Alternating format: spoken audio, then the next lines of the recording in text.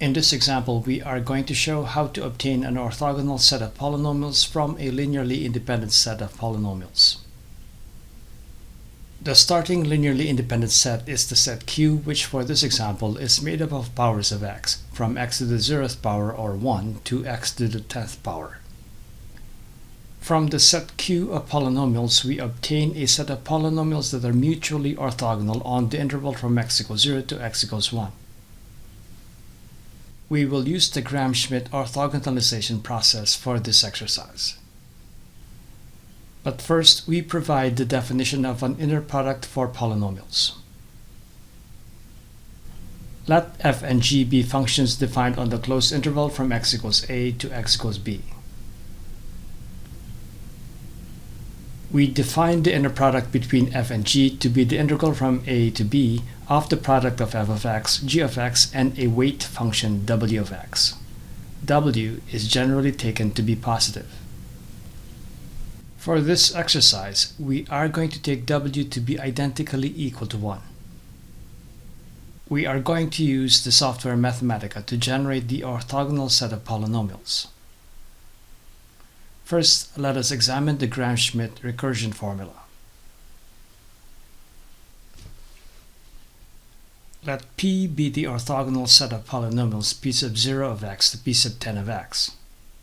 And let q sub k of x be equal to x to the kth power. Then p sub k of x equals q sub k of x minus the sum from I equals 0 to k minus 1 of p sub I of x times the fraction whose numerator is the integral from a to b of the product of q sub k of x, p sub I of x, and w of x. This integral is the inner product between q sub k and p sub I. The denominator is the integral from a to b of the square of p sub I of x times w of x. This is the inner product of p sub I with itself.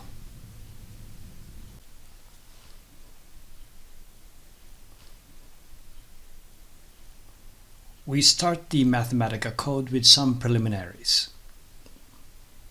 We start with the endpoints of the interval. Let a be the left endpoint. A is 0. Let b be the right endpoint. b is 1.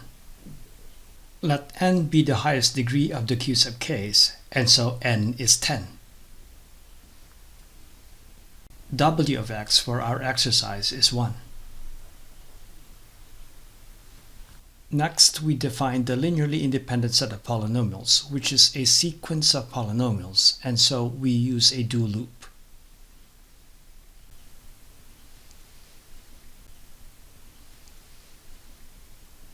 Q sub k of x equals x to the kth power. We close the do loop by indicating that k goes from 0 to n. Observe that all these lines of code are inside a single input bracket. Pressing Shift-Enter while the cursor is within this input bracket evaluates all of these 5 command lines. To view the q sub k's, we can use the command table. It's the table of q sub k of x, and k goes from 0 to n. We evaluate this command line, and here we have the q sub k's. We tidy up the screen by deleting this input-output bracket. Next is the code for the recursion. We write a comment as a description of what the next line of code is supposed to be. We start the comment with an open parenthesis and 2 stars. Since the next line of code is for the recursion, we just type recursion, which is descriptive enough. We close the comment with 2 stars and a closing parenthesis. We use another do loop for the recursion.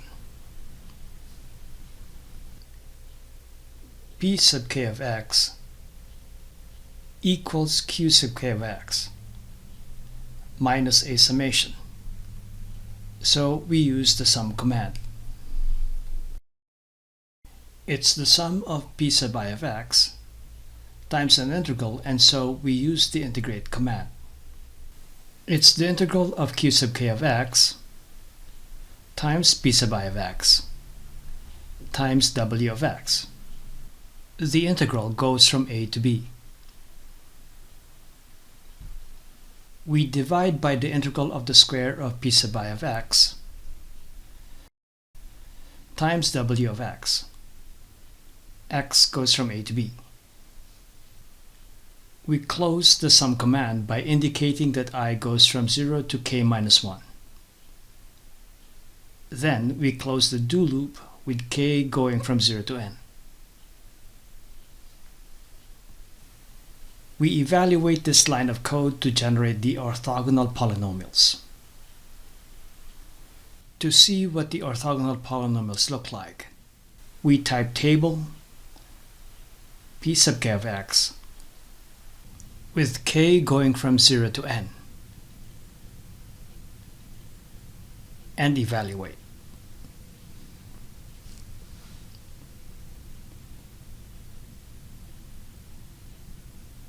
The on-screen output of the polynomials is a bit of a mess.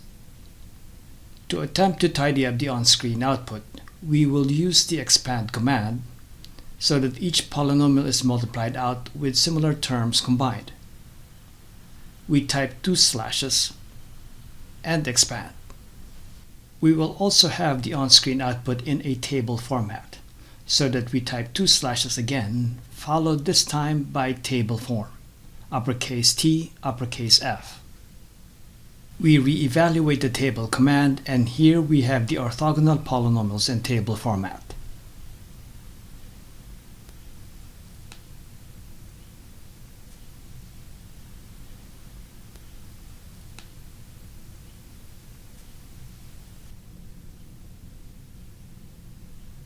The p sub k's are not necessarily normalized, and so what we have is simply an orthogonal set, and not an orthonormal set.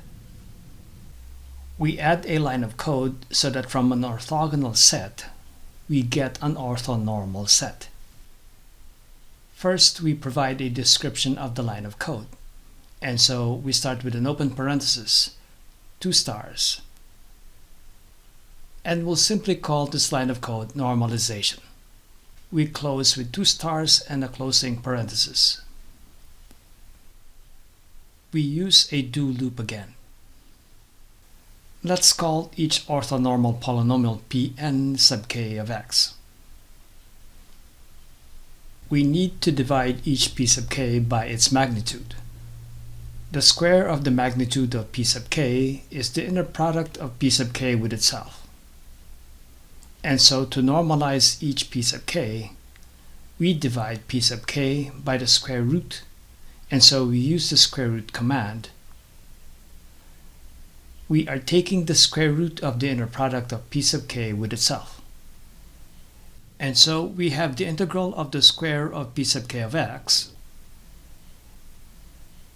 times w of x, and x goes from a to b.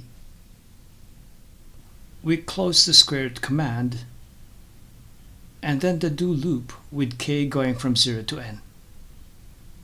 Then we evaluate this command. To view the orthonormal set, we type table Pn sub k of x with k going from 0 to n. We also want to get a tidy on-screen output, so we type 2 slashes, expand, 2 slashes again, and table form. We evaluate this command, and here we have the orthonormal set of polynomials.